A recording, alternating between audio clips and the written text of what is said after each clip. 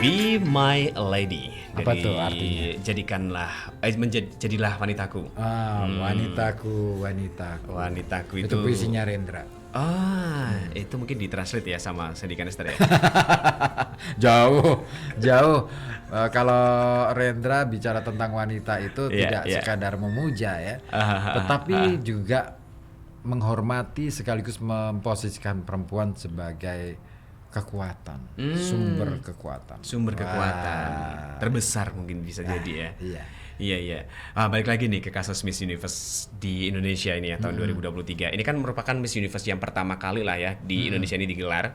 Tapi kasus yang sama apakah cuma ada di Indonesia aja kan atau mungkin pernah ada nih di negara-negara lain barangkali? Ini pernah sih sebenarnya ya terjadi juga kontes kecantikan Peru ya di Peru ya. Pernah menjadi ajang protes kekerasan seksual. Itu yang ibu kotanya banyak ya. Jadi para peserta kontes kecantikan di Miss Universe Peru, Peru ya, ini mendobrak tradisi dengan mengabaikan permintaan menyebutkan data tubuh mereka. Oh iya dong. Keren ya. Ada upaya untuk berani gitu kan. Melawan dan lah justru membacakan statistik yang merinci kekerasan terhadap perempuan. Wah, ini para pesertanya nih ya. Iya, luar biasa. Nah, alih-alih menyebutkan ukuran payudara, pinggang, pinggul, para kontestan ini mereka itu secara bergantian membacakan data kekerasan yang mengguncangkan pada waktu by itu. data udah siap berarti mereka. Iya. Nah, dan waktu itu ini terjadi tahun 2017 November. Nah, panitia penyelenggara juga bergabung dengan menunjukkan berbagai berita tentang kasus-kasus serangan berbasis gender. Nah, ini menarik ya. Artinya tidak terjadi di sana, tetapi justru ini menjadi ajang untuk menyuarakan. Iya. Kan? Menyuarakan. Ada perlawanan lah. Ada 23 calon ratu kecantikan dan mereka ini saling bersaing untuk bisa lolos di kompetisi Miss Universe di Las Vegas pada waktu itu. Dan tahun itu ya perempuan Peru ini turun ke jalan untuk memprotes kekerasan berbasis gender. Nah, bagus itu. Itu tahun sebelumnya ya. Iya. Nah, seorang kontestan mengatakan seorang gadis meninggal setiap 10 menit karena eksploitasi seksual di Peru. Parah ya di sana ya. Iya. 10 menit tapi satu. Keren loh. Artinya ada keberanian untuk speak up. Iya, ada di antara perlawanan. para kontestan ini. Dan mereka kompak ya. Mereka kompak. Iya. Saya nggak tahu dengan Miss Universe di kita. Mungkin karena baru kali ya, jadi belum ngerti. Dan lebih banyak kan begitu ya. Nah, seorang lain ini mengungkapkan lebih dari 70% perempuan di negara itu menjadi korban pelecehan jalanan. Aduh, lumayan banyak juga di sana ya. Ngeri ya. Acara itu disiarkan secara langsung oleh stasiun televisi di sana dan itu mengejutkan pemirsa. Jelas. Yang mengharapkan pemirsa kan pastinya pengennya ada hiburan, hiburan ringan sebagaimana seperti biasanya di acara-acara kontes seperti itu, gitu kan? Yang tampil seperti ini justru. Bahkan ketua penyelenggara kontes itu Jessica Newton pada tahun itu ya mengatakan kepada kantor berita AFP. Yang disayangkan banyak perempuan tidak tahu soal kekerasan terhadap perempuan dan menganggapnya sebagai kasus khusus belaka. Justru perempuannya sendiri nggak ngerti nih ya. Nah, begitu juga nggak sih di kita? Kayaknya sih iya. Karena apalagi di kita kan jarang ada yang speak up, Kang. Nah, itu justru bisa menimbulkan makin banyak korban kalau seperti itu ya. Iya. Dan dia mengatakan, saya kira kalau melihat di sekeliling kita saja, di wilayah terdekat akan didapat gambaran yang terbuka dan nyata tentang apa yang terjadi di negara itu. Yang sangat mengkhawatirkan. 70%. Iya. Dia katakan juga dari 150 peserta kontes kecantikan Peru ini, 5 orang menjadi korban kekerasan. Pernah ya menjadi korban. Ada ya. Antara lain sebagai korban perkosaan.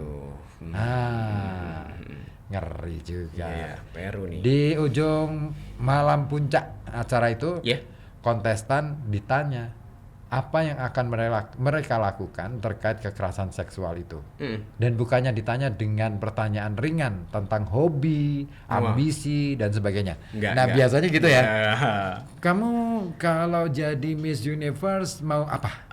Langkahmu mau seperti apa nih? Iya. Tapi kalau di sana enggak ya? Enggak, langsung ngomongin soal kekerasan seksual terhadap perempuan.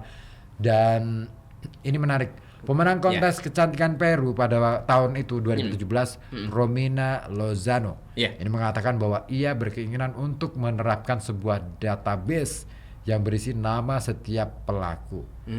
Tidak hanya untuk pembunuhan terhadap perempuan, tetapi juga untuk setiap jenis kekerasan terhadap perempuan. Dan dengan cara itu, dirinya meyakini bisa melindungi diri sebagai seorang perempuan. Kaum perempuan. Iya, Keren. saya setuju sih kalau itu sih. Iya, Nah, para kontestan pada waktu itu berencana untuk memimpin sebuah unjuk rasa. Gila ya. Yang menyoroti kekerasan terhadap perempuan di Lima, ibu kota Peru, pada bulan November 2017. Nah, menurut sebuah lembaga Amerika Serikat, Peru ini ternyata menempati urutan kedua di tahun itu di Amerika Selatan setelah Bolivia yang memiliki catatan terburuk ihwal kekerasan terhadap perempuan. Urutan kedua ya? Nah, pemerintah Peru mengatakan dalam 6 tahun hingga 2015 berarti ditarik ke belakang berarti 2000 berapa ya? 2009 ya. Setidaknya ada 800 perempuan meninggal karena kasus kekerasan yang berkaitan dengan gender. Nah, pada bulan September 2015, Kongres Peru mengeluarkan sebuah undang-undang yang merinci langkah-langkah komprehensif untuk mencegah dan menghukum kekerasan terhadap perempuan dan mendirikan tempat penampungan serta tempat perlindungan sementara bagi perempuan. Nah, tahun 2016, puluhan ribu perempuan berdemonstrasi di Lima dan kota-kota lain di Peru. Mereka menuntut aparat untuk meningkatkan upaya menghentikan kekerasan berbasis gender. Itu.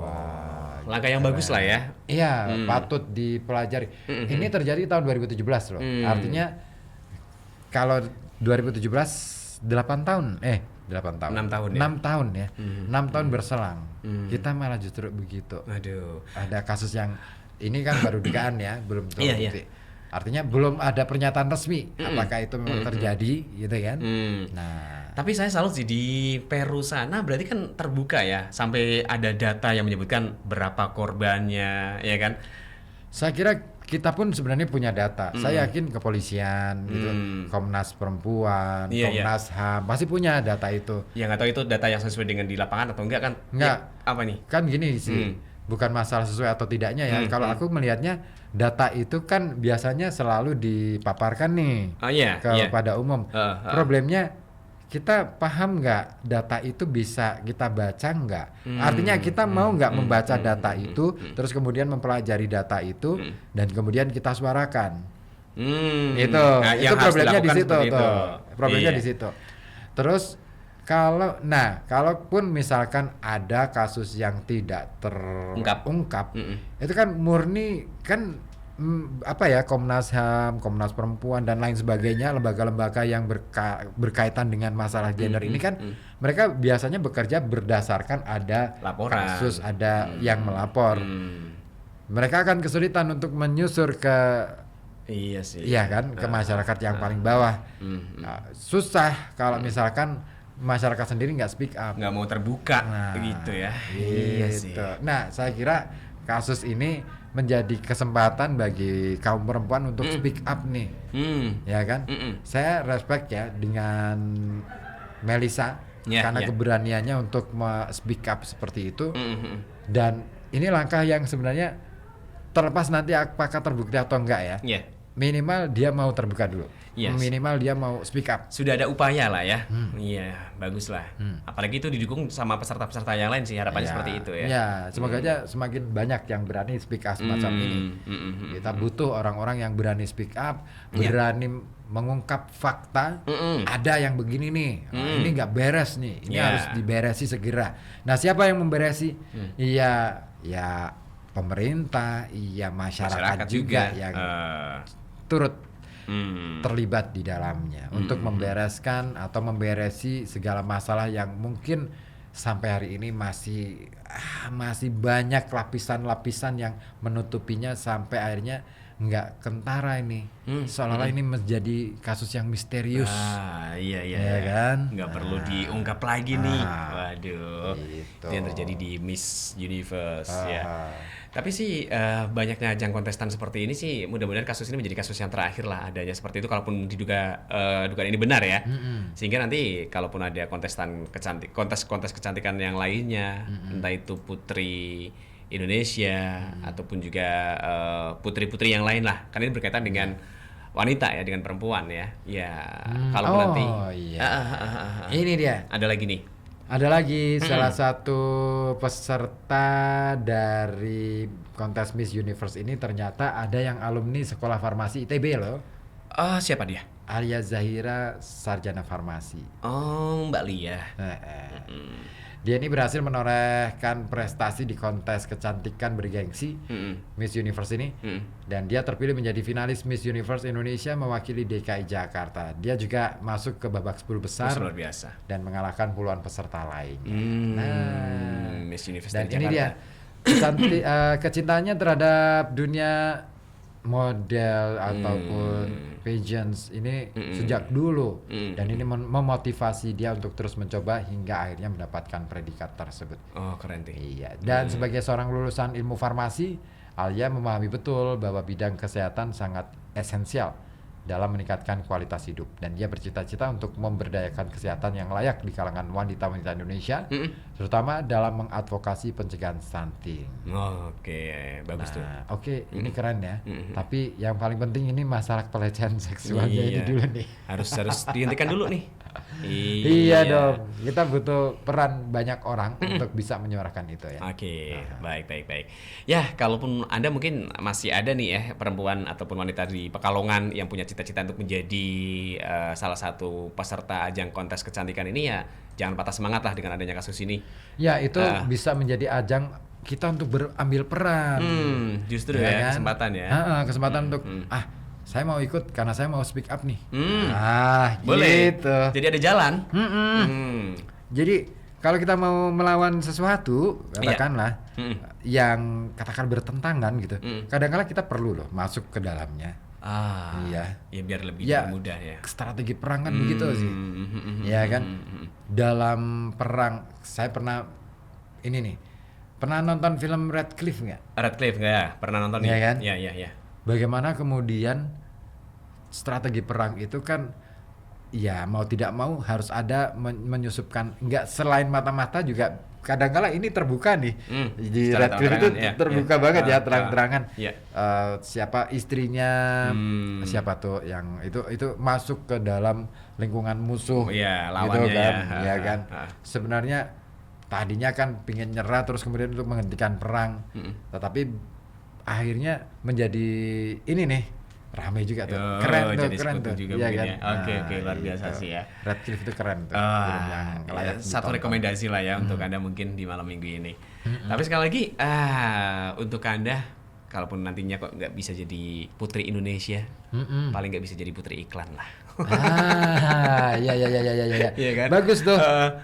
Biar bisa jadi model iklannya. Iya. Ya kayak ya minimal suaranya aja nggak apa-apa lah ya. Nggak apa-apa.